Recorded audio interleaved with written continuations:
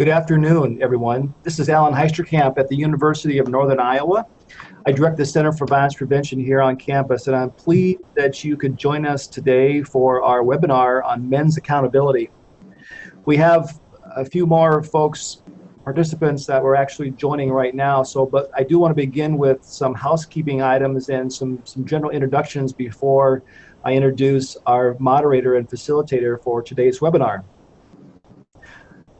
I'm pleased and honored to be a part of the University of Northern Iowa, who has been a true partner in the webinar series for the North American Men Engaged Network thus far. This is our third webinar that we are hosting from the university, and a special thanks to Matthew Tenney, who is a part of our university technical assistance team, who will be providing and supporting our webinar today.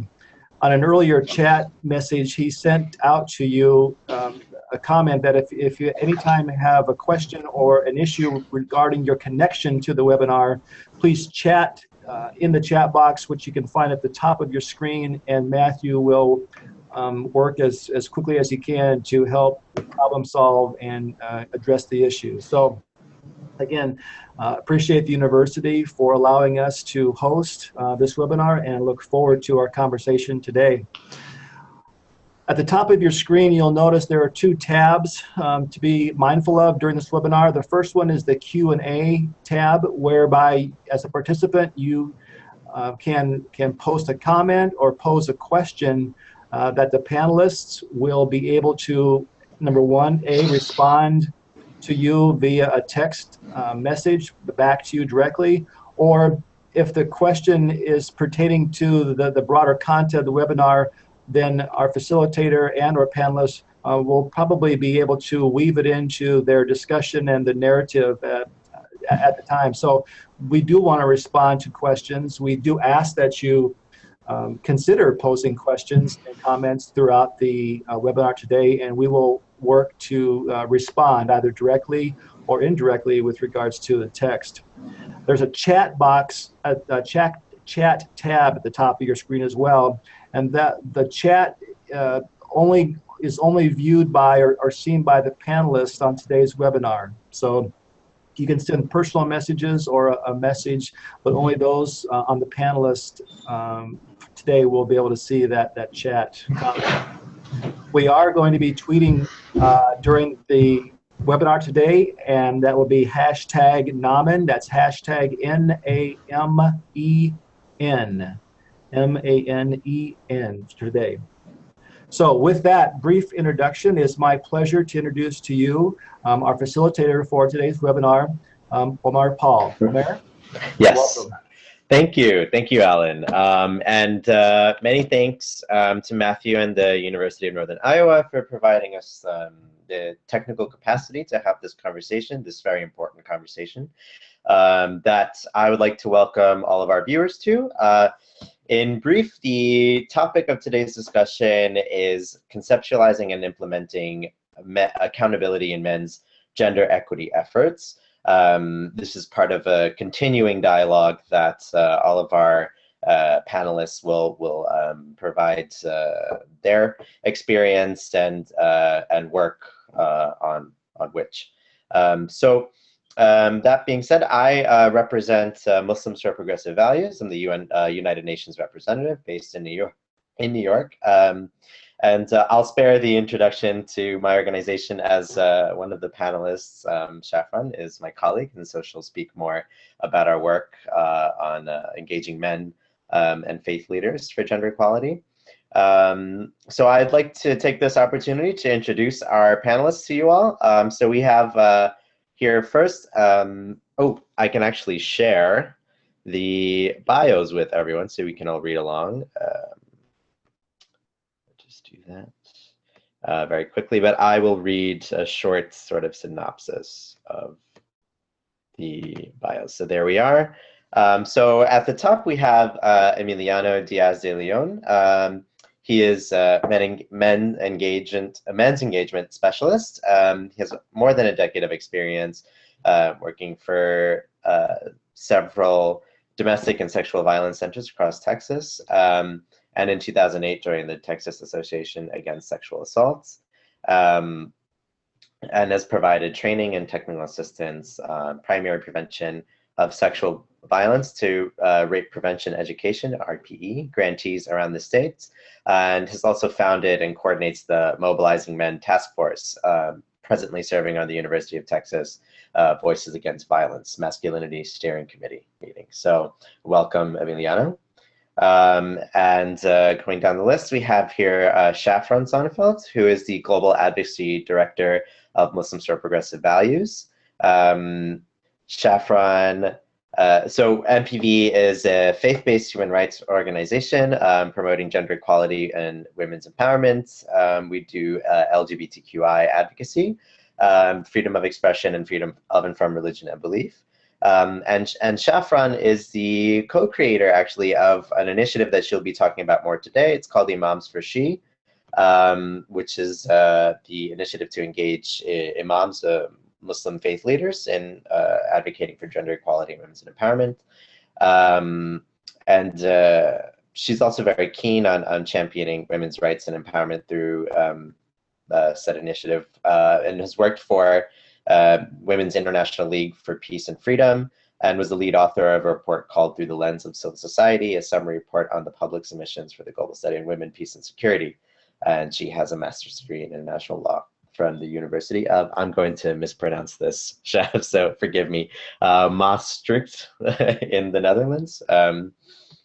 Moving on, we have Chuck Derry, who has worked to end men's violence against women since 1983. So we have a seasoned panelist here. He's the founder of the Gender Violence Institute, and which has provided training and technical assistance to implement strategic intervention and primary prevention initiatives. And Chuck is also a member of the North American Men Engaged Network, which is the constituency that all of our organizations are members of or work for directly, and is also a member of the Global Men Engaged Alliance Governing Board.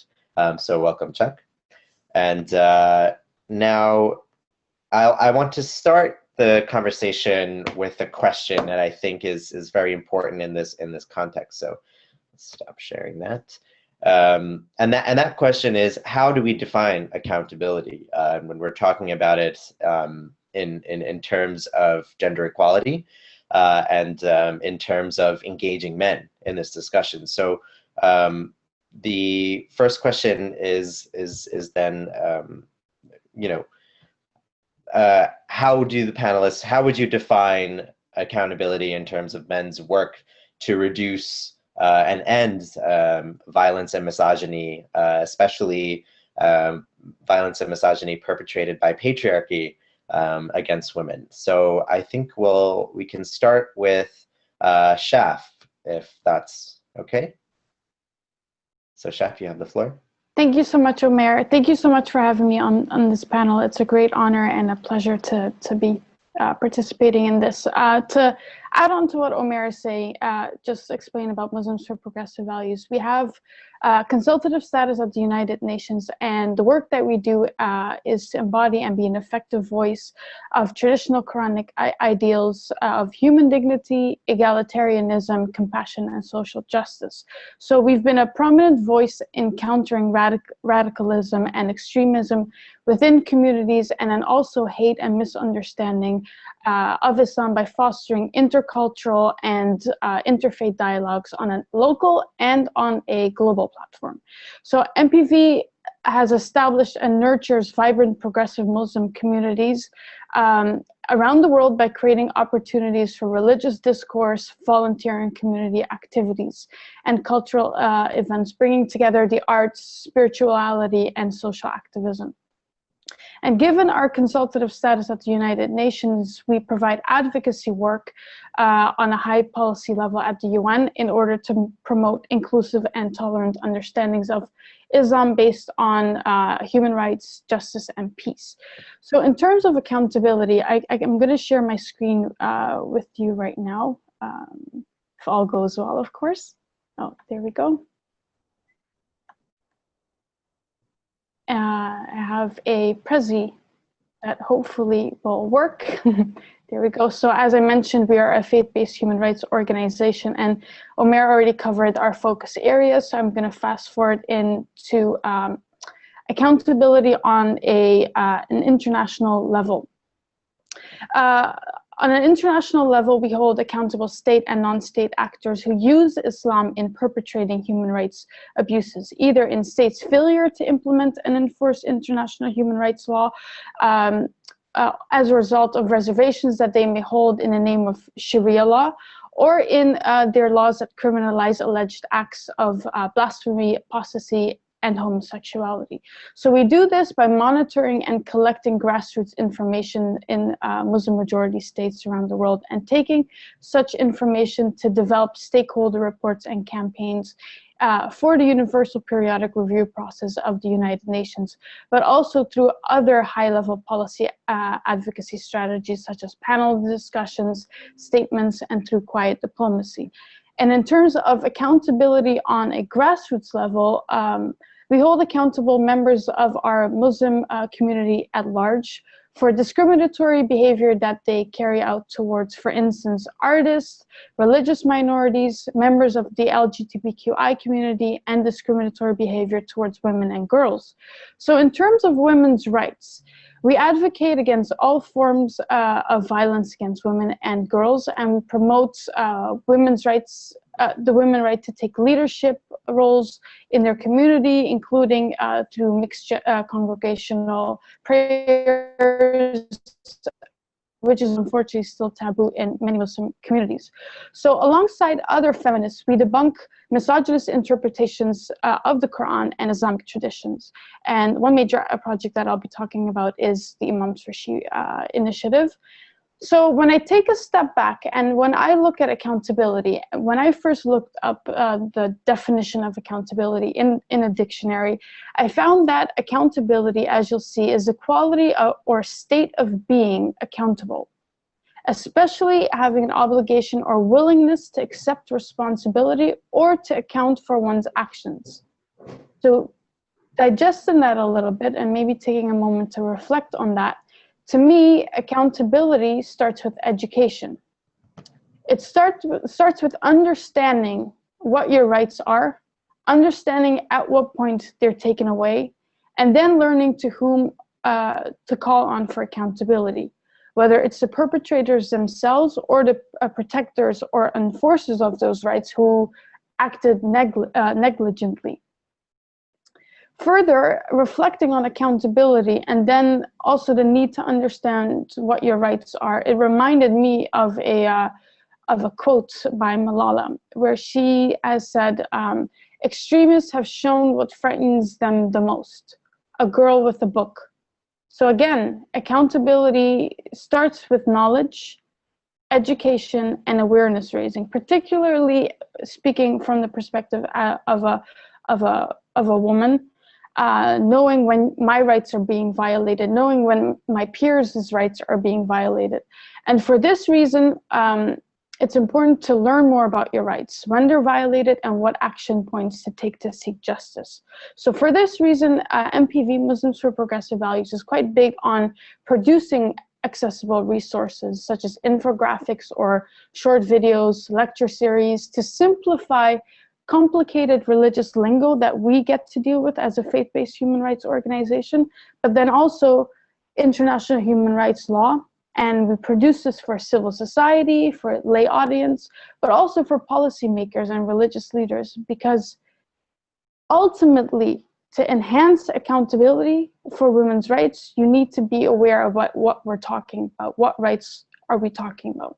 So thank you for that. And I'll stop sharing my screen now.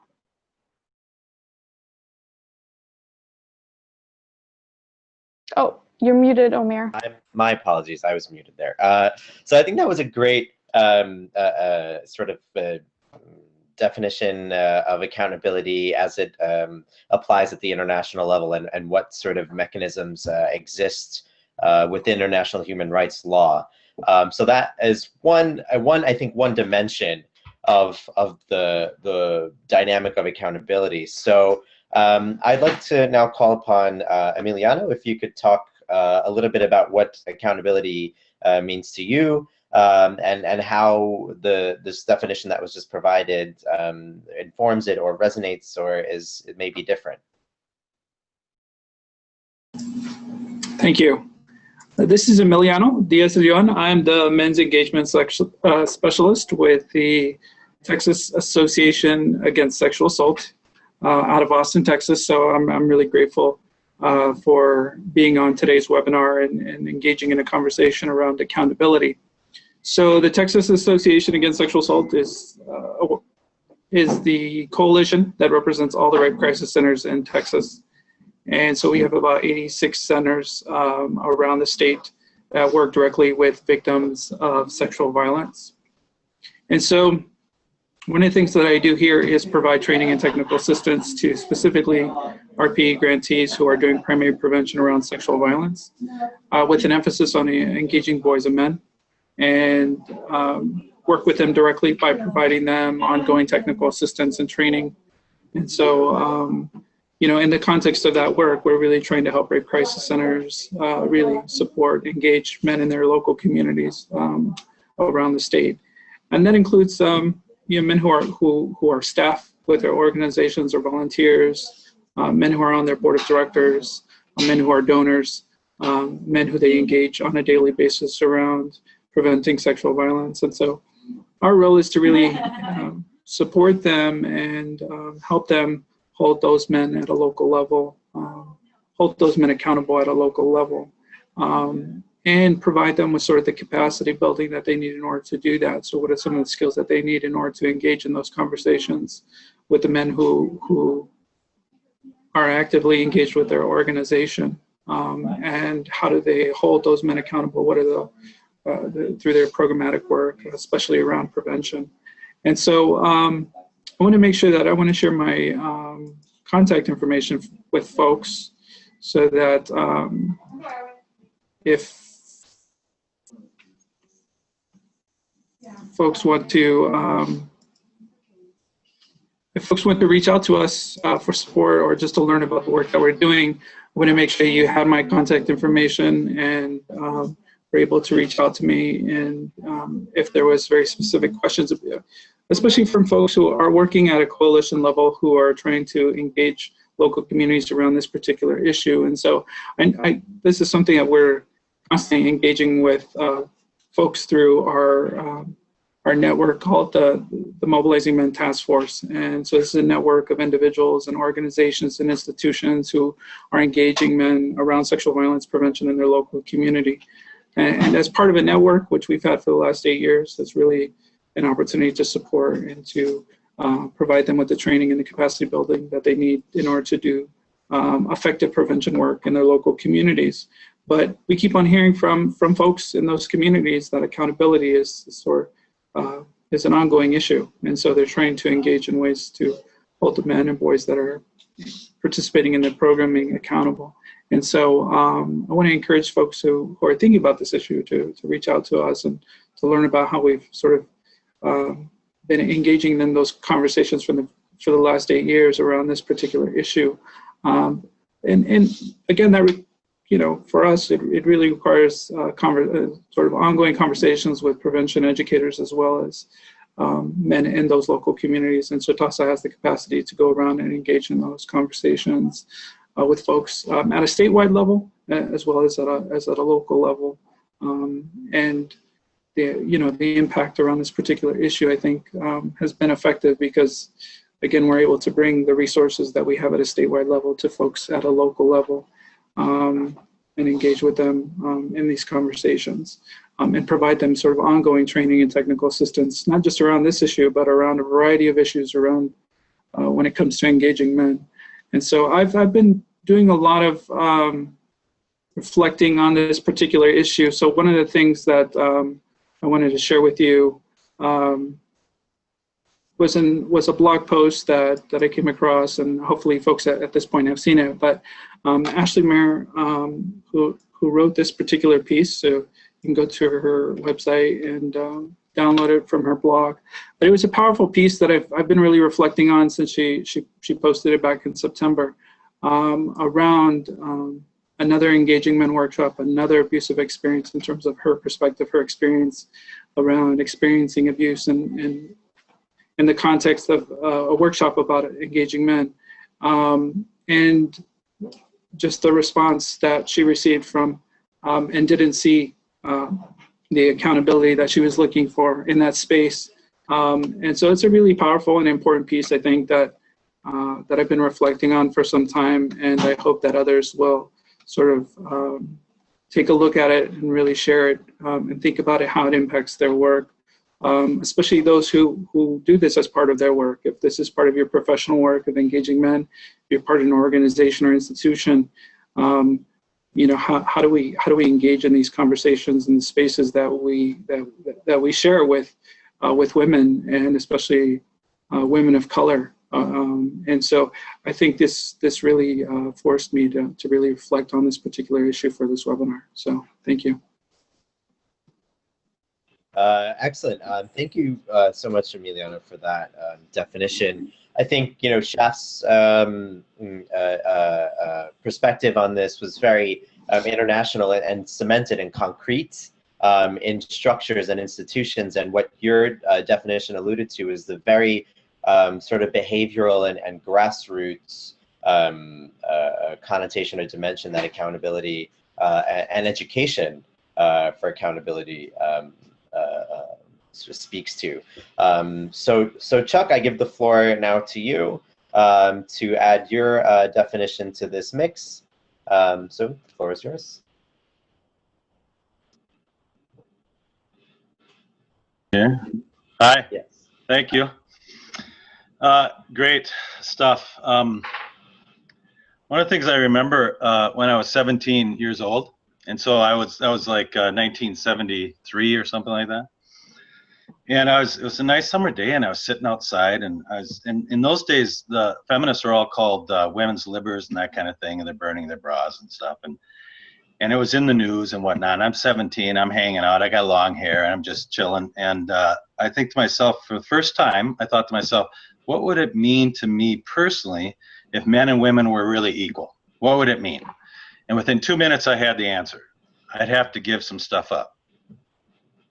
And I thought to myself, nah, I don't think so, you know.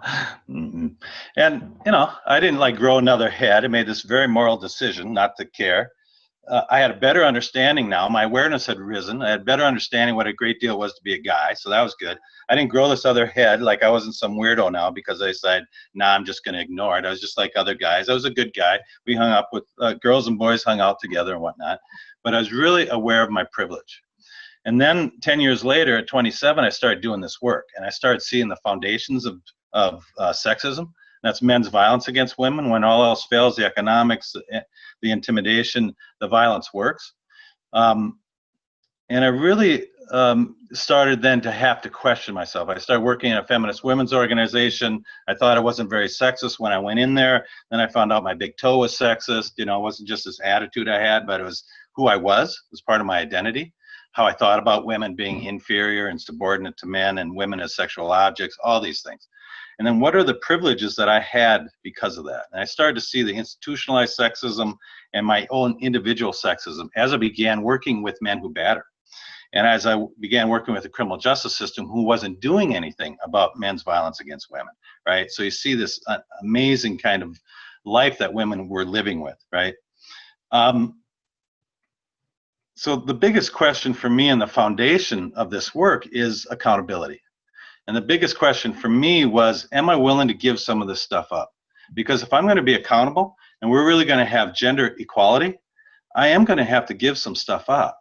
I'm not going to be able to just relax while she's cleaning the house, or I'm the next in my job, my workplace, the next, if it's really equal, racially equal and gender equal, the next advancement's not going to be me. I'm a straight white guy. I'm not going to get it if it's really equal, because I've been really appreciating the privileges of being a white guy. And so some of the accountability pieces that we have to start, how do we walk our talk, right? And I was looking at the Men Engage Global Alliance. They have a toolkit, and I'll show you a link to it later. but an accountability toolkit for pro-feminist men's organizations, and they list accountability meaning critically aware of one's own power and privilege. That's the first piece. Being open to constructive criticism, right? Being responsible for one's actions. And this is a little bit what Emiliano, you were talking about, the gentleman that Ashley is referring to at this conference. Are you responsible for your actions and open to the criticism, right? For following through with what we say we're going to do. Will we really do it?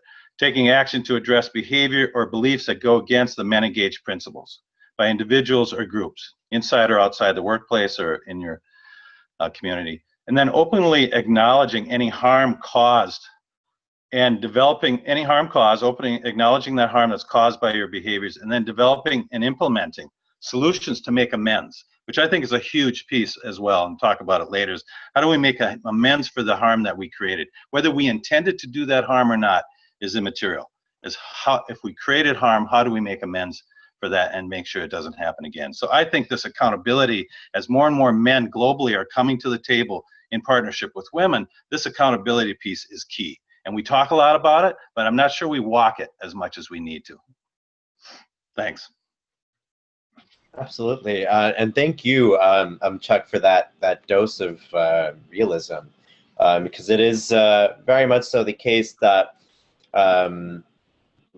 dialogue is very important, and I think we understand that having the space to have this conversation is crucial. Yet we might get caught up in cycles of dialogue as opposed to actually, like you said, just walking the talk. But I think we've all done amazing things to that end, and I think many of us are walking the talk. It's just a matter of engaging the broader community, our broader constituencies and networks, in doing the same.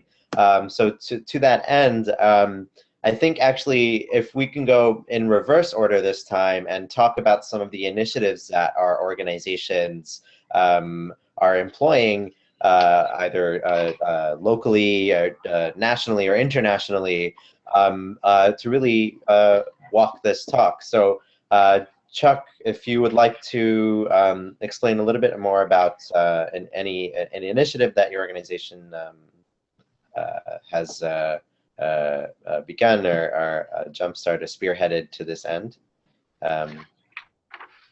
Well, I think there's a number of things. There's a number of things. Here's where I'd start, and I'm looking at this question about how do we act and behave accountably in our work. Is that kind of where you're moving to, Omer? Sure. Yeah, we could absolutely.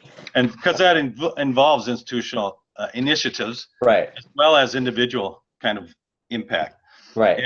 And I think when I think about individual impact, I think about that I need to listen to women. I mean, I was taught to never listen to women, and now I'm into feminist women's organization at 27, and I need to listen to women, right? I need to be aware of how much time I'm taking up in the room. So you've got there's 8 people in the room, there's 2 guys, and they're taking up 50% of the time. How do I bring my privilege and power into the room?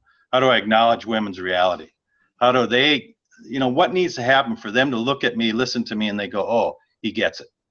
And then when I do get it, what does that mean to me? How do I change? Like I remember first starting and having conversations with feminist women who are trying to get police to arrest and court to arrest men who batter. And we were talking about sexism, and I was saying, well, guys can't cry. And then we debate, and luckily they were very nice to me. They were willing to debate with me. I said, yeah, but guys can't cry. Sexism's hard on guys too. And then the woman who owned the apartment that we're in said, Chuck, you see that great big chest of drawers over there? Huge oak chest of drawers. She said, you know what I do when I come home?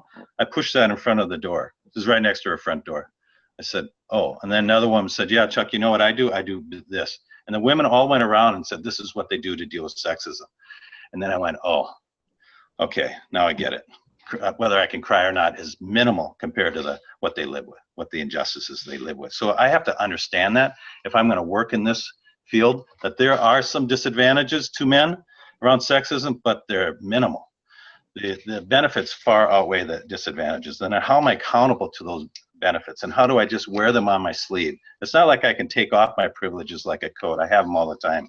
So how do I attend to them? How do I use them to subvert patriarchy? How do I use them to use my influence to support gender justice? How do I engage feminist partners? Like if I'm being challenged or I'm considering challenging other organizations or individuals, how do I talk to my feminist partners and women and those who are most harmed by oppression? Because they are living this experience and they're going to be most impacted. So I need to talk. It's critical that I speak with them to get their feedback about how to go forward. It's the same thing when I'm thinking about taking a position as a network, Pro-Feminist Men's Network, or an organization. I'm taking a position, I'm going to do an action. I really need to talk with my allies, those, again, who are most impacted by institutional oppression, to see, how does this look to you? Does this make sense? Like when we started the Minnesota Men's Action Network, the first thing we did in the state in Minnesota was do advocacy focus groups. We did 7 advocacy focus groups around the state because we wanted women to get a chance to check us out. We wanted to get their feedback. We wanted to show them what we were saying. We wanted to know if it was going to be harmful or helpful. And also we want to talk about the challenges, the opportunities, and the threats of male involvement in this movement. And how can we do this effectively? And I think basically then taking that information and acting on it. And how do we using our collective power, either in our home or in our work or in our faith communities, to, you know, locker rooms, hunting shacks, wherever we are, to make change and living by the principles of gender justice. Absolutely. So thank you for that. Emiliano, if you'd like to pick up from where Chuck left off. Yeah, thank you. So I want to acknowledge that, you know, I think this is a really important conversation that we're having, that we're continuing. And I want to acknowledge Ashley's contribution to this conversation. She was on a previous webinar that NAMEN hosted, and I would encourage folks to go and to review that previous webinar. I also wanted to acknowledge I didn't reach out to her and let her know that I was planning on sharing that on today's webinar. And so definitely one of the things I should have did. And I think it's an important part to acknowledge in terms of my own accountability around sharing her material and her work on this particular issue. And so I apologize for that. And I think it's really profound to really look at, you know, women's experiences and for me, again, this piece that Ashley put out and that other women have put out, that they've shared through social media and to me directly in terms of their own stories, I think are really important to reflect on and for us as men to think about and to and engage in a critical conversation with ourselves and with other men around this particular issue and with women and be really present and acknowledge those experiences that are profound and painful and sometimes violent and abusive, especially among men who are engaging in the work. So these are our peers and our colleagues who are engaging in this behavior, and I think that is really painful to acknowledge and to hear those stories from women, and especially women of color who have experienced violence and abuse at the hands of men who are supposed to be engaging. Who are supposed to be doing engaging men work. And I think we really have to really take a hard look at ourselves and really reflect on our own behavior and how we are engaging in those spaces that we are very fortunate to be in as men. And to acknowledge that, you know, for most of the time we were invited by women to be in those spaces. We are invited by women to do this work. And I think we have to, at least for me, I think it's sort of that ongoing self-reflection and really acknowledging the mistakes that I make along the way, and that I make real efforts to learn from those mistakes and to acknowledge them and to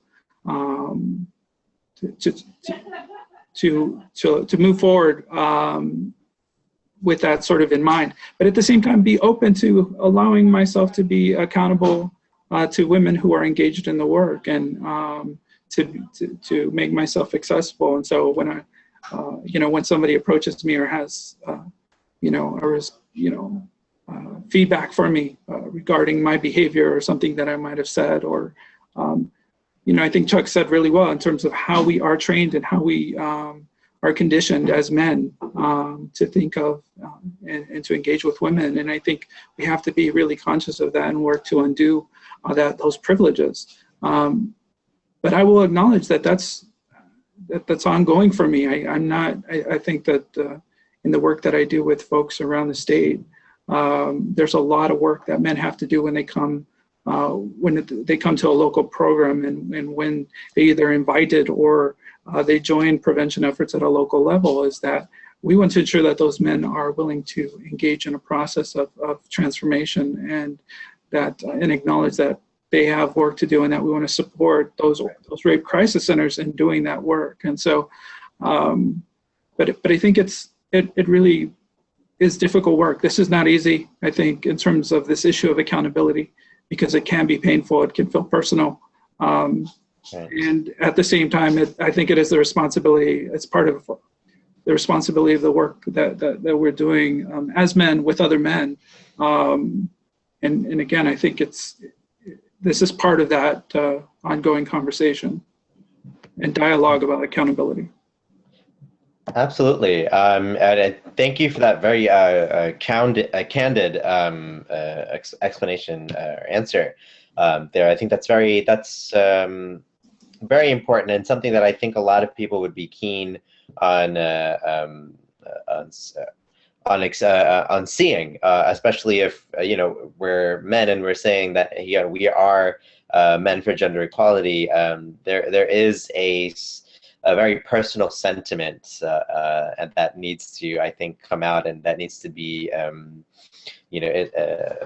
clearly expressed in the work that we do on this topic. So that being said, Shaf, as a woman, how do you act and behave accountably in your work for MPV? Yeah. Thank you, Chuck and Emiliano and Omer. Thank you for sharing your honest reflections and experiences in doing the work that you do. And even I, as a woman, need to walk the talk, and especially in how I act and behave accountably in my work, in also holding men accountable. So as a human rights defender, as a Muslim woman, as a feminist, what do I actually do? Well, again, it starts with education, and I'm going to share my screen again, if all goes well. There we go. So we'll just make that full screen. There we go.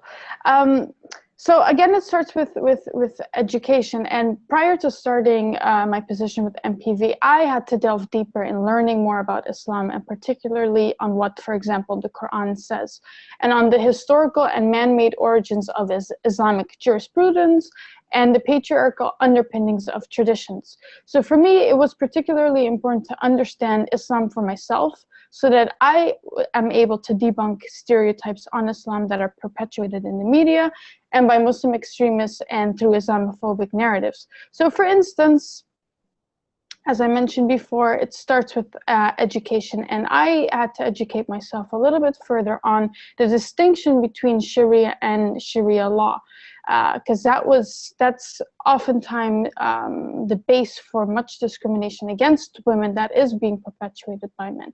So if we look a little bit further, I'll give you a little bit insight on our work. Sharia is literally means the path to be followed, the right path. So you can think of it as the path to quench your spiritual thirst. And the sources of this path are the Quran and the authentic traditions of the Prophet Muhammad. These are immutable. But on the other hand, if we look at Sharia law is based on fiqh. And fiqh is the method by which the law is derived and applied, and literally means the understanding. So that's what's the basis of Sharia law. And fiqh, which can be used as a Sharia law interchangeably, is not wholly divine or immutable and is subject to change. So in that sense, Sharia law, which is also coined as Islamic law, is a codification of human understanding of Sharia. Again, Sharia is divine, and the definitions and whatnot you can see up here. And it means that legislation that resulted from man-made interpretations of the Quran and the authentic traditions of the Prophet. So given that Sharia law is a product of interpretation, it often differs from across Muslim majority countries and the way it's been applied in society. So therefore, in learning this, I found that there's no excuse to not subject Sharia law to amendments according to international human rights law and such women's rights law. So another example of when I, as a human rights defender, working to hold human rights violations, to hold human rights violators accountable, where I needed to act in an accountable manner by seeking more knowledge is, for example, stoning. And a recent case in the news where a 19-year-old woman named Roxana was stoned in the Ghor province in Afghanistan. And I actually just recently found out that, for instance, under no circumstances the Quran established the death penalty of stoning as a form of punishment for adultery. It may be prohibited in the adultery may be prohibited in the Quran, but there's no such punishment of stoning. So any Sharia law or legislation stipulating such punishments for adultery are not founded in the Quranic scripture, but are rather drawn from hadith reports, which are debatable in authenticity and value.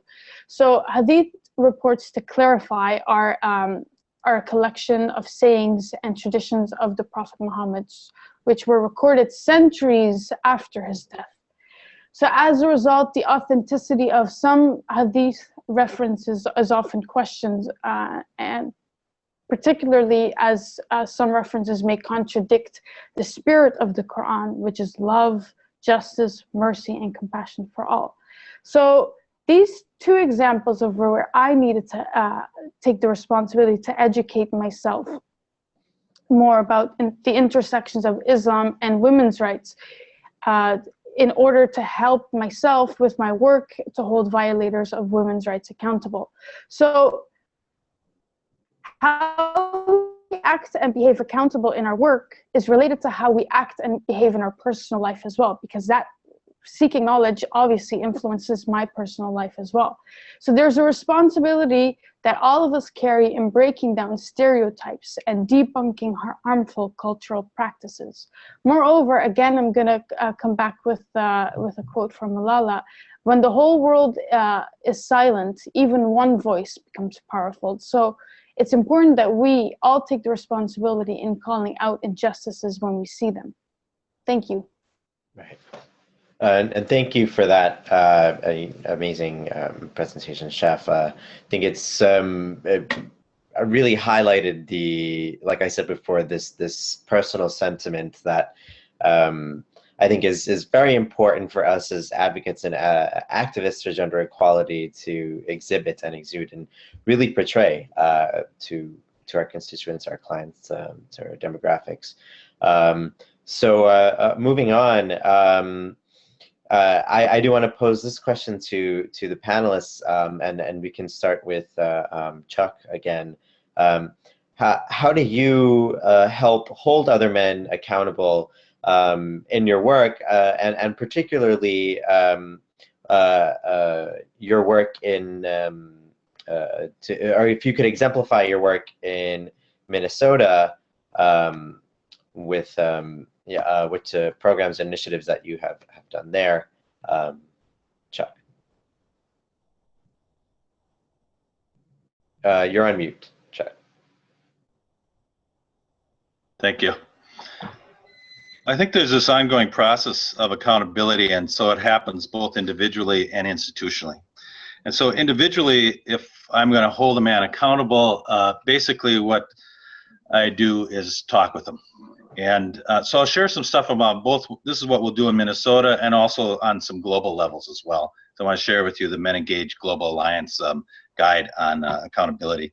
But mostly I'm going to approach that individual and talk with them and share my concerns and actually help them think about how they can address it appropriately. And I know that it's not an easy process for either the person confronting another or the person being confronted, but it can be a very powerful process of really, if we're in this together as allies, how do we think together and how do we work through this in a way compassionately, looking for a resolution, and how do we stop that behavior, apologize for it, acknowledge it, and then make the amends that are needed.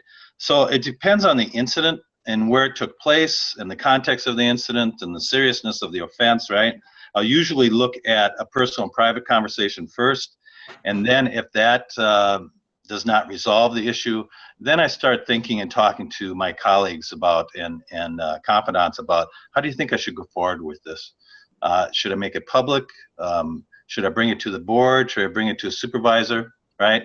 I know that in institutionally, in a workplace, we have policies and protocols that identify particular behaviors that are expected, expectations and principles that are asked to be followed.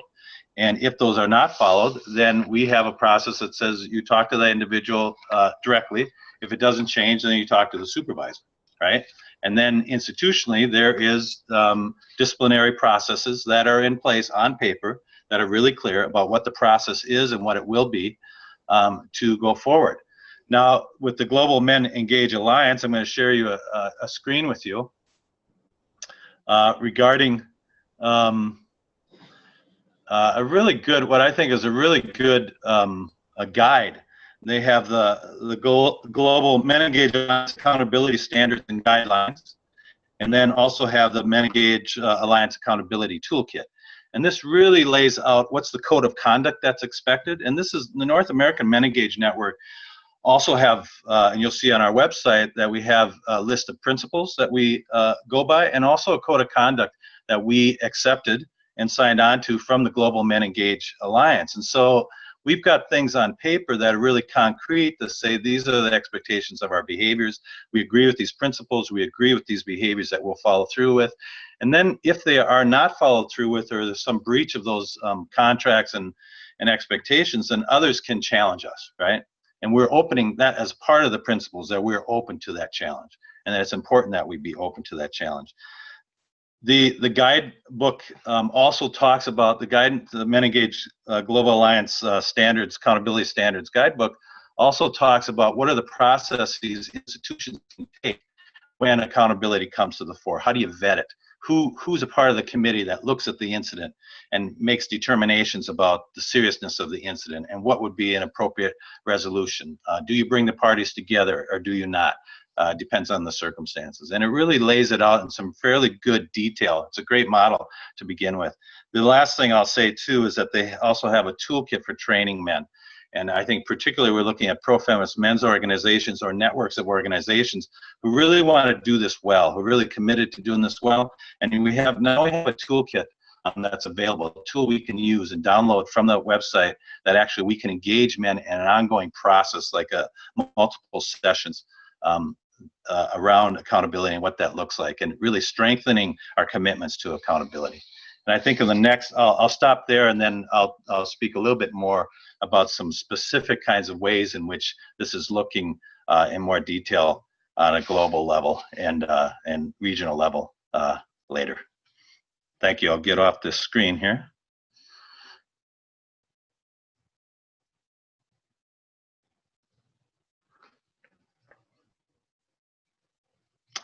Omero, I can't hear you. You're on mute as well. Sorry. Is it okay now? Okay, that's good. So yeah, like I said, thank you very much for that, Chuck. And moving on to Emiliano, I pose the same question to you. How do you help hold other men accountable in your work and your initiatives? What sort of programs have your organization designed to facilitate this, and so on? So please. Thank you. I appreciate that, Chuck. You know, I think for us, for men who are doing this work, specifically here in Texas, it requires a tremendous amount of relationship building, and we're very intentional about that. Really reaching out to men who are new to the work, either as staff of a rape crisis center or who are joining some local prevention effort, or really reaching out to them and nurturing those relationships. And engaging in one-on-one conversations with them throughout, as they're moving through the work and as they're learning and kind of checking with them throughout their professional or volunteer work at the local level. I think that's key in terms of the relationship building that we do with men who want to be a part of the work, who are engaged in the work and who do this work professionally. I think relationship building is a key, so that when Chuck earlier said, in terms of having that one-on-one conversation, that relationship already exists, and it's easy for us to approach them and to engage in sometimes these very difficult but important conversations, right? These are conversations that we cannot avoid, and I've had my fair share of positive and negative experiences around trying to hold men accountable, as well as being accountable myself. And I think it's important to acknowledge that those conversations always don't go very well, and that they don't always have the outcome that we hope for.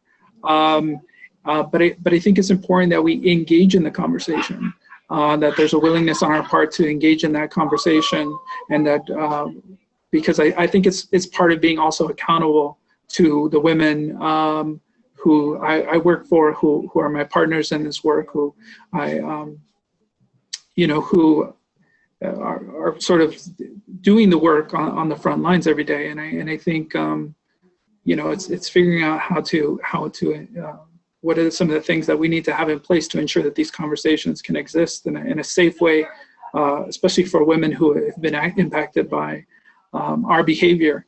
And I think that's, sort of the work that we do at a statewide level is really, like Chuck was saying, in terms of helping organizations develop policies and procedures to respond to hold specifically men accountable for the work that they're doing and when they engage in problematic behaviors. And so we work as a coalition in providing that ongoing training and technical assistance around those issues and help folks develop those policies and those procedures. I think that's an important part of the work. And then once we have really effective models that we want to share with our other members and really sort of apply and what are the lessons that we've learned from the successes and the failures around accountability, I think those are really key. And I don't know that I have a perfect, that there is a perfect model out there. I haven't found it yet. And in the many years that I've been doing this work, I think there's each situation, I think is really different, and we need to be, our responses need to be flexible and appropriate and well-timed. And I think that's sort of what I've learned from my work around holding both as being part of an organization as well as an institution like a sexual assault coalition, holding those men accountable, is that I don't think there is one way, and I think we really need to learn and listen to what folks are doing, what has been effective for women who have been doing this work longer than we have as men. We have to acknowledge their history and their experience. And really value and because they have been the ones holding us accountable from the very beginning. And I think there clearly are lessons learned and some effective strategies that we can take away from them. But I think we just need to again continue to reflect and write and listen to women in terms of what their experiences are, what has been effective, and try to apply that to the best of our ability. But acknowledge that there are going to be challenges, there are going to be failures, and unfortunately, I've seen a lot of men who have engaged in that behavior here in Texas, and where we try to, as a community, hold that individual accountable, and rather than that, the willingness on his part to accept that accountability and to be responsible for his behavior and to change his behavior. It's had the opposite effect, and we've lost he wasn't able to continue doing the work because there wasn't a willingness on his part. But again, I think if for me and for the work that we're doing here at TASA through the network, I think it's really about developing relationships and about ongoing conversation and dialogue, whether that's again one-on-one conversations that we're having or collectively as with those organizations. So going to rape crisis centers and working with them around their programmatic work and helping them develop those policies and procedures to effectively respond to boys and men who are engaging in problematic work. I think that's important. And then how do we support that at sort of at a statewide level? How do we continue this conversation going through, whether it's through webinars, whether it's through our blog posts, our newsletter, all of our statewide sort of prevention training that we're doing, that this continues to be central to the work that we're doing, and that we invite sort of different voices to be a part of those conversations. Right. I think you've hit very well on the nail. An issue that a lot of our organizations face, especially when we contextualize accountability in all of its dimensions to our work in our individual organizational capacities, and that is that there is no one size fits all. That men are very diverse across domestic and international landscapes, and it's going to require a bit of finesse and ongoing dialogue, and this webinar is very much a part of that. It's also going to require space and strategy. So that being said, Shaf, how do you in your work for MPV sort of help men establish a sense of accountability? What sort of structures or initiatives, paradigms? Thanks, Omer. I'll build on what Emiliano was talking about in terms of engaging men in the conversation, and particularly I'll focus on religious men. So given that we are a faith-based human rights organization, MPV is often confronted by patriarchal interpretations of Islamic tradition on a daily basis.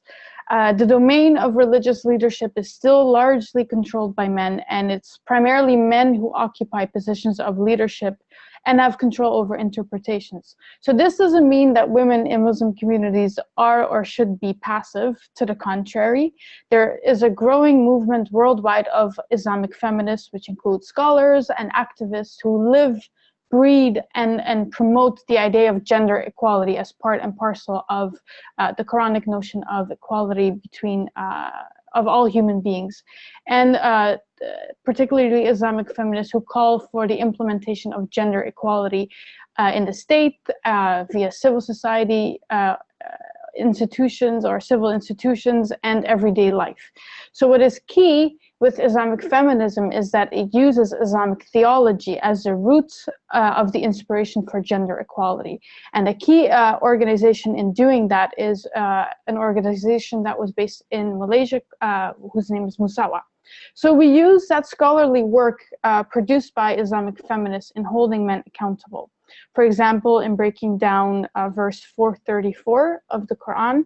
And for those that don't know, verse 434 of the Quran is infamously known to legitimize male guardianship and also domestic violence within Muslim communities. And we, as a result of the work that Islamic feminists have done, they have, for instance, been able to demonstrate that one of the key words in Arabic that has caused so much controversy, the word daraba, in Arabic can, instead of being translated as beating lightly, can be interpreted as walk away, which is a whole new different ballgame and debunks the justification for domestic violence.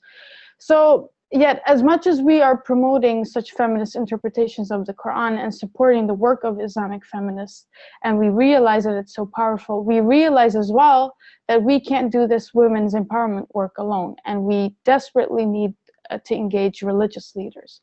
So Muslim community leaders and imams to not only inform them about international women's rights, but then to also engage them in debunking misogynist interpretation of Islamic tradition.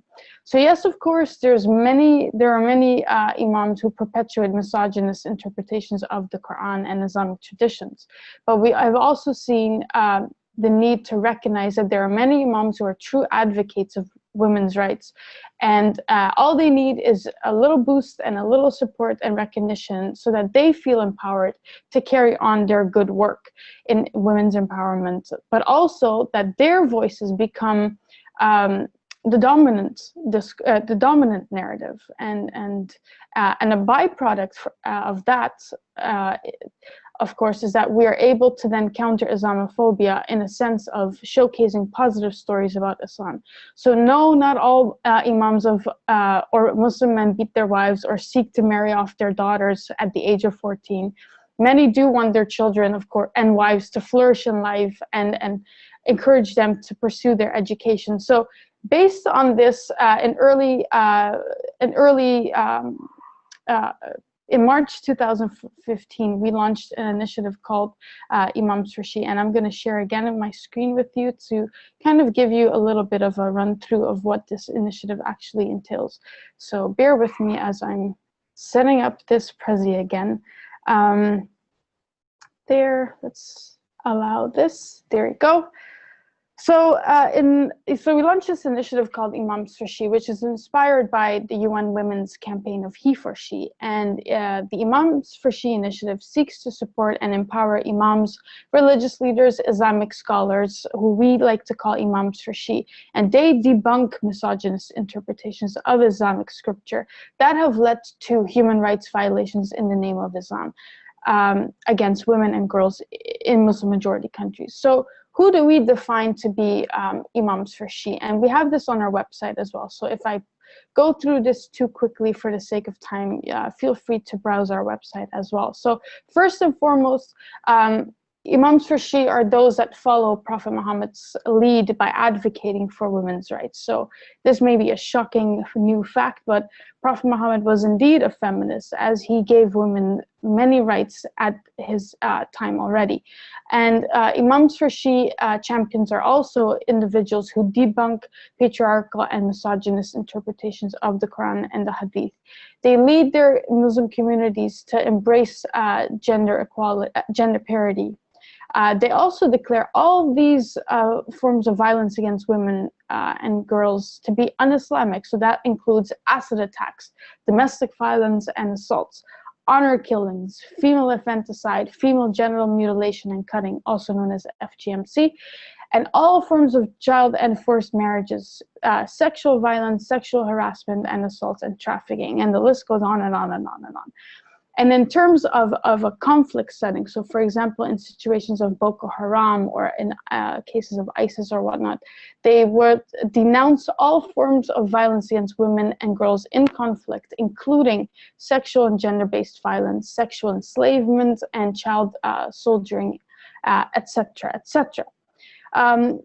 They also encourage the full participation and leadership in the mosque. And this may seem very, you know, as if that's common sense, but even that needs to be highlighted again. Women's full participation at home, in the workforce, in the public sphere, and in politics. And last but definitely not least, that they empower men and women alike to reach their full potential through complete access to education. So that's a little bit of who Imams for She actually are.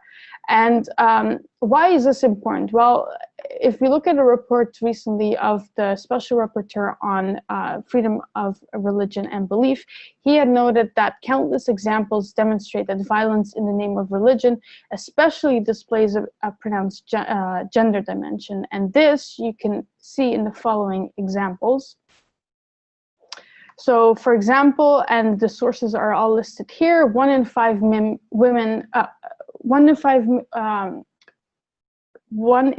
girls in the MENA region are married off before the age of 18.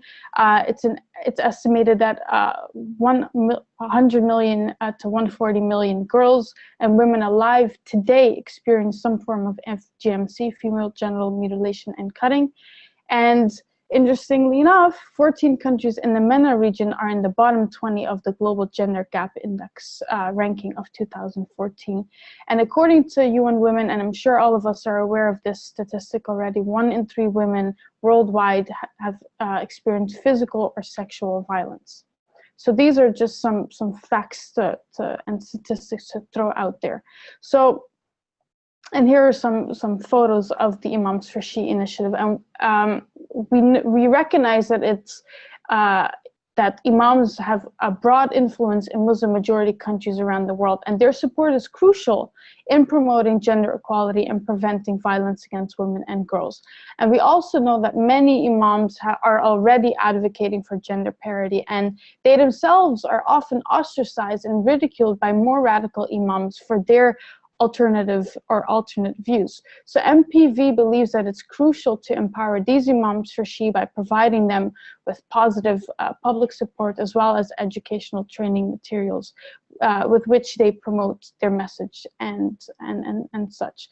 So we believe that violence can only be eradicated once mindsets are changed. And one of the ways that we do that is by transforming societal norms through the community authority. So for example, Imams for She, with workshops and consultations, and that they will collaborate through peer-to-peer, cross-regional learning approaches to produce counter-narratives in combating violence against women in the name of Islam. And another way that we do that is kind of like a bottom-up approach.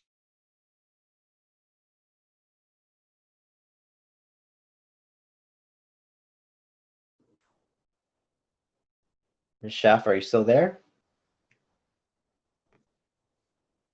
I think we might have lost her.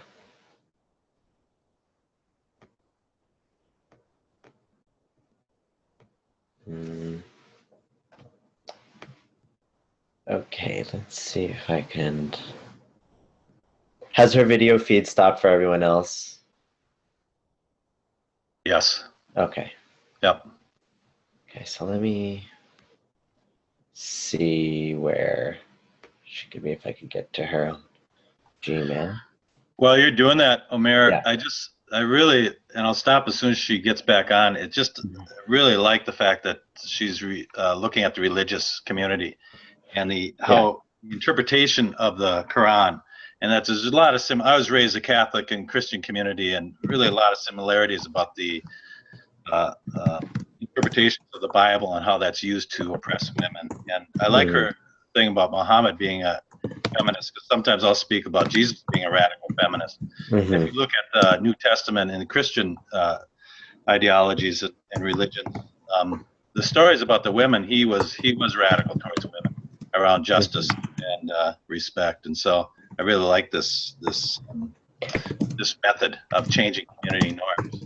Right. And I mean, fundamentally, I think one Schaff would was alluding to is that these tribal leaders, these religious leaders in Muslim majority communities at the grassroots level have such an influence on the hearts and minds of their communities. So this is, I mean, if you look at it anthropologically, it makes perfect sense for a solution to come or be born, a sort of, I guess I would use the word indigenously here, within a community for the community, as opposed to, let's say, an outside or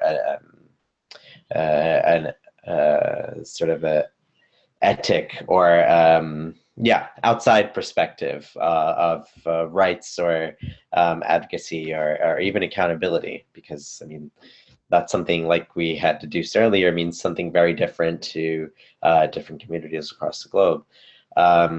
So I have just emailed Schaff. I know it's probably not the best way to get in touch with her as quickly as possible, but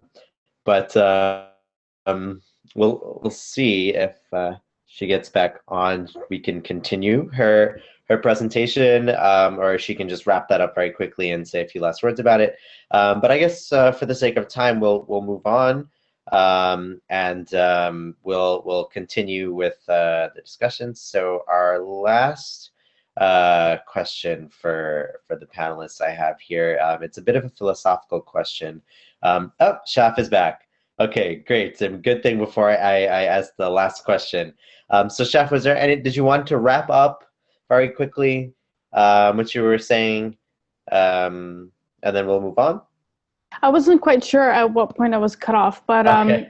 I wanted to invite everyone, just for the sake of time, to view our website, I guess, www.mpvusa.org/imamsforshe, if you want to know.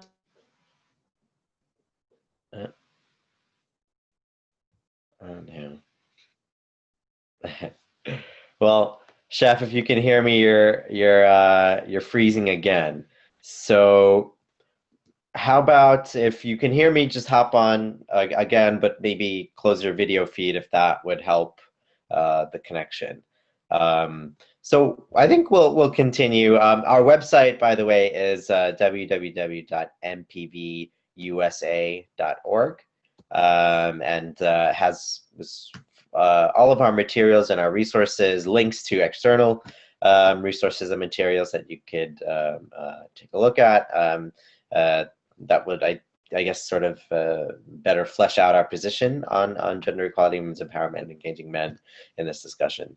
So as I was saying earlier, I think we'll move on. And our last point here, our last question, I guess, for our panelists is, like I said, very philosophical, very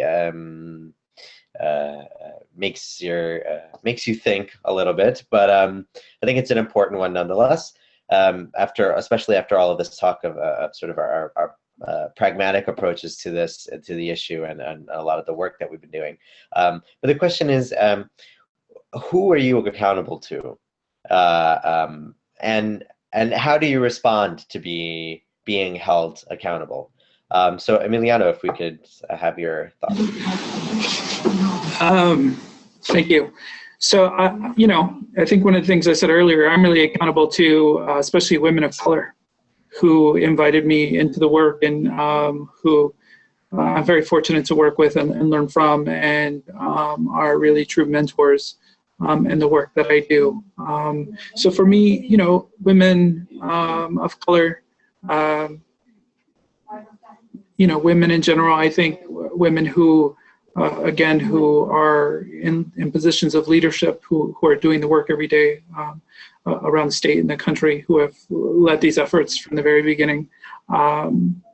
So for me, that's where my accountability sort of lives. But I think, I don't know that men necessarily that are coming into the work share that sort of that value or the importance of accountability in the same ways. And again, I did not come to this sort of realization overnight. And I think this was definitely a process for me, and that I'm still very much in. And I think for men who want to do the work, I think we have to find out and ask who am I accountable, and really invite women to create that community of accountability for them. And that we hopefully will find men who will also be part of that broader community of accountability.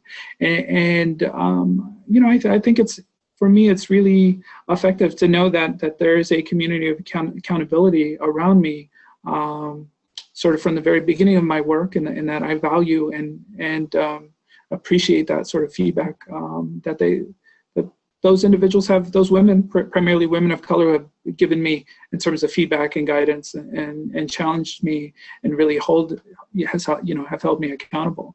And I want to be continuously open to that, and to be responsible and responsive to those women, especially women who identify as survivors. I think for us as a coalition, we are accountable to that community of survivors here in Texas of sexual assault, and to all survivors. And again, women who are doing primarily the prevention work around the state, who are primarily serving on board of directors, who are primarily volunteering, who are primarily working as professionals in this work. And I am accountable to all of those folks. And so I want that entire community to engage with me in dialogue, and to hold me accountable, and invite the folks on this webinar, as well as the folks in those communities, to hold me accountable. I think there's a lot of unfortunate men are engaging in this work, and they're saying or doing things, especially on social media, where we as men are not calling them out and not holding them accountable. And when women do, who are primarily being responsive and trying to hold men accountable for things to say or do on social media that are problematic and abusive and violent, those men just ratchet up the violence and abuse. And I think it's an important conversation that we need to have. It's about sort of our role and our responsibility of holding men accountable on social media, and how do we ensure that we're engaging in a conversation that is really responsive to those different platforms, and to men who are doing things that are very problematic. And I think it's sort of a place where we as men are not doing enough, that women have been historically around social media doing that work and trying to hold men accountable for things to say and do on social media. So I think that's an important conversation that we need to continue to have with each other, and that we need to have in these sort of spaces, these types of conversations and webinars. But I know that, you know, I want to be open to that, and I think that, again, hopefully this conversation will be ongoing, that we don't have to stop here, and that we will continue to reflect and explore this issue together, and really think about what works and what doesn't work, because what works for men of color might not work for other folks in our communities. And I think it's important to understand their real there are differences and experiences, because when we think about accountability, we also think about you know, calling the police or intervening and firing that individual, or so I think there are, again, accountability looks different for different folks in different communities, and I think we have to ask folks in those communities what accountability should look like, and what are some of the practices of accountability. And I think we should respect those systems of accountability that folks create for themselves. And of course, I think there are things that we should model and practice that are sort of best practices around accountability, but we also, again, need to be flexible and responsive to the needs of different groups of folks and different communities. Right. I think you've hit once again so eloquently right on the nail this fact of or this idea of not one size fits all, especially when we're talking about our communities and the communities that we work with. But also, you know, the fact you've highlighted so well here, agency, and the fact that it is you know, sort of the responsibility of a man, and especially of the work of advocates and activists such as ourselves, to make agents the communities and the individuals that we work with, so that you know, they can exercise their own senses of accountability, and so that, you know, we aren't imposing our own ideas, but sort of adapting them. So Chuck, do you have a few words to say about this? Who are you being held accountable by, and how do you hold yourself accountable? Well, I agree with much of what Emiliano was saying. So I see myself accountable predominantly to those most harmed, and in this case, talking about all women, particularly women of color and Native American women, and then poor women, right? But all women in general. And then also, if I'm working as allies with men, other pro-feminist men around this, then how am I accountable to men, as a white man, to men of color, or Native men, or LGBTQ allies, right? And so how do I bring my other type race privileges into or my sexual orientation privileges into that arena as well? So all of that matters. One of the things that's interesting to me is, who am I accountable to? Well, what if these folks don't agree? So what if the feminist women's rights movements don't agree on a particular issue, like, let's say, sex trafficking or prostitution or sex work? So even those three words alone create quite a bit of suggest a philosophical underpinning of how I think about prostitution. So there's I think this is a good example of accountability for pro-feminist men's groups and networks, is that there's a real divide globally around prostitution and how to respond to it. Everyone has the same intent around reducing the harm, but we have different kinds of levels of strategies. One primarily separated between the decriminalization of prostitution or the legalization of prostitution and the Nordic model. And I'm in a global network who does not have a position yet on this, because it's so difficult. And people are coming together compassionately about this, about which strategies should we support. And rather than, as a men's pro-feminist privileged men's organization, rather than sit quietly by and do nothing and have no position, we're advocating and actually moving towards creating a position. And we will not get consensus on this, because we have strong disagreements about which of these models is most effective and most important for addressing gender equity and respect and justice and harm.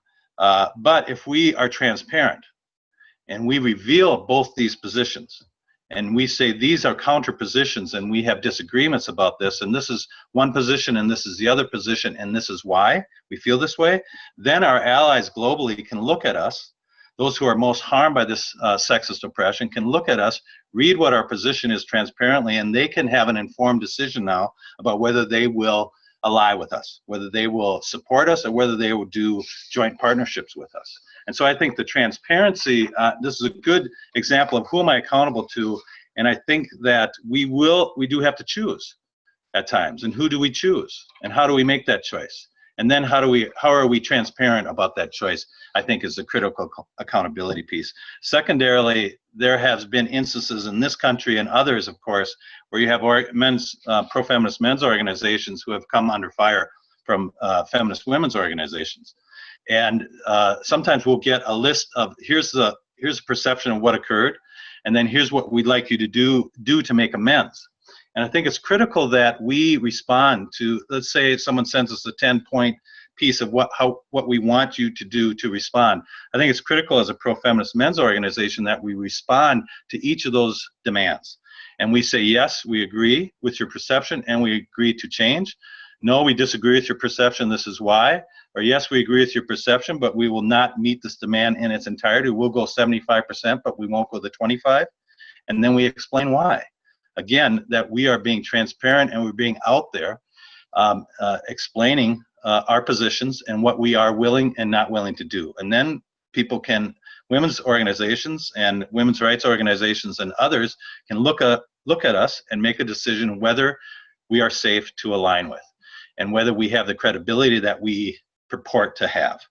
And people can make those decisions. And I think this is a critical safety issue that as men in this movement, or any other privileged class who is a part of a system of harm, that we need to be as transparent and as accountable, meaning we need to attend to each of these requests by those who are most harmed, and then they can decide and others can decide whether in fact we're good allies. Thanks. Thank you, Chuck. That was an excellent answer. And so, Chef, I think we'll move on to you. For the sake of time, if we could keep the answer maybe to about 2 minutes, and then we can have it about maybe a 1-minute closing remarks from all of the panelists afterward. Chef? Of course. I hope that internet doesn't cut out, so apologies for that. I'm accountable to my fellow human beings and all the actions that I have, and I affect my community and the world and the planet. So I feel a particular responsibility to young women. And to give you a little anecdotal story, I recently met up with an imam who proudly identifies himself as an imam Farshi, and therefore he's an imam who actively promotes women's rights and women's empowerment. And digging a little bit deeper, I wanted to know, substantially speaking, what he thought about violence against women and girls, and regarding discrimination against women and girls. And he responded that he just defines it to be domestic violence. So I asked him, what do you think about early and forced marriage? He said, no, that's not a form of violence against women or discrimination against women and girls. So then I had to school this well-learned man who knows so much about Islam of, hey, early and forced marriage is not an Islamic tradition. It's not Islamic at all. So sometimes you need to speak truth to power, and sometimes choose your battles, of course, but challenge these authority figures on knowledge that you assume that they know. So in addition, I asked him again, whether he viewed FGMC as a form of violence against women, and he didn't believe that practice was a form of violence against women. And then I had to go through all the nitty-gritty harmful consequences of FGMC. Again, schooling this man who I assumed knew that this is a form of violence against women. So it's important to school yourself sometimes first, so that you can then speak truth to power. Absolutely, and this I think is once again highlights a point that we're we keep coming back to, and that accountability is different all across the board, and who you are responsible for and who you will be held accountable by and who you're accountable to are all very different and diverse. So we are going to wrap up this webinar with about one minute closing remarks from the panelists, but I also want to remind all of our viewers that we're also looking for soliciting ideas for future webinars. So during this last 2 minutes, if you could just funnel us some ideas or topics that you'd like to see discussed, it would be much appreciated.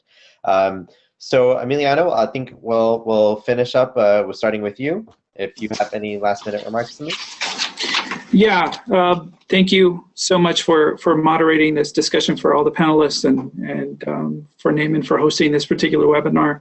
I did want to encourage folks, if folks are really interested in continuing these conversations, hopefully we'll continue to engage each other through Twitter using the hashtag NAMEN.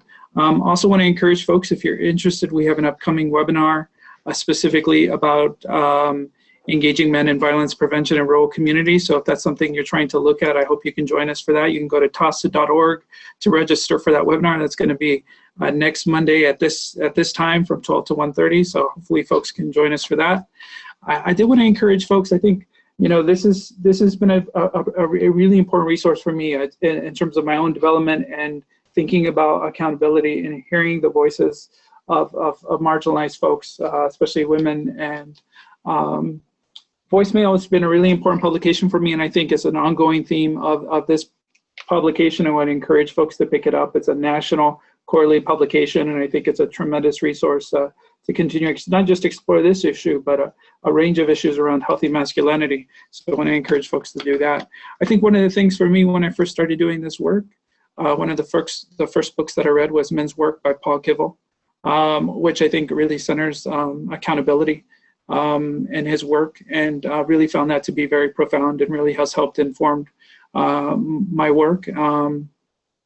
And so I would encourage folks to really to consider picking that up, especially men who are new to the work. But I think, hopefully this is something that will continue, that NAMEN will continue to facilitate these conversations, and that we will continue to engage in conversations and share experiences around accountability. And I think I'm open to folks hearing feedback from folks about anything I've said or done or my work moving forward. But I appreciate the opportunity to engage in this conversation with all of you today. Excellent. Thank you so much, Emiliano, and pleasure to have you here and for you to share your experience and your work. Shafran, if you just want to wrap up a few, maybe 30 seconds, Sure. You can do that. Sure. 2 takeaway points to read. Hold yourself accountable first and foremost. If you're confronted with injustice, particularly those being justified in the name of religion, whatever religion that may be, seek knowledge, read more. Don't take the mainstream interpretation as the one and only answer, particularly if such interpretation contradicts the essence of love and justice and compassion for all human beings, which all religions have. And second, ask questions. Ask religious leaders tough questions. Hold them accountable. The only way that we can debunk misogynist interpretations of scripture is through discussion, and amongst ourselves, but also in consultation with religious leaders. And I have a request for you all the viewers. If you know of any individuals who could be identified as imams for Shi, please do send those to us through our email, info@mpvusa.org. We'll be more than happy to work alongside them to empower women across the world. Thank you. Thank you for that very powerful closing remarks, Shaf. And Chuck, we'll move on to you. So very, very quickly, if you can serve over 10. 15 seconds. Accountability is action, period, action. Silence is consent. There's no neutral position here around sexism. You can't be quietly sitting by as a man. I talk to men, and I'd have guys come up after presentation, says, Chuck, you should be talking to the guys who are abusive and beating and raping women, not you kind of talking to the choir here. And I said, no, I want to talk to the choir. That's what I want to talk to, because I want them to start singing. Accountability is part of that song. Thanks. Excellent way to end the webinar. Thank you for that, Chuck. I would like to thank Alan and our panelists, Emiliano, Shafran, and Chuck, and we have all of their information available. And thank you all viewers for funneling your ideas, and I'll leave it to Alan now to close the webinar. Thanks, Omar. Thank you very much for facilitating this discussion today, and thank you, panelists, Shafran, Emiliano, and Chuck. Your comments were so helpful and educational, and so we really appreciate your willingness to spend this hour and a half with us. And to those who are participating in as viewers today, this webinar has been recorded, and there will be a link on the North American Men Engaged website for that link to be used or to be shared with your colleagues and or friends in the field. And so we would ask that you please visit the North American Men Engaged website, and we will get that link out as soon as we possibly takes us time to record and finish that technically here. So I want to thank Matthew Tenney for helping provide the technical assistance today, and the University of Northern Iowa Center for Violence Prevention for hosting this. And on behalf of the programming group for the North American Men Engaged, thank you everyone for your participation, and we look forward to future webinars together. Thank you. Absolutely. Thanks, Alan. Thank you. Thank you. Take care. Take care, everyone. Thank you.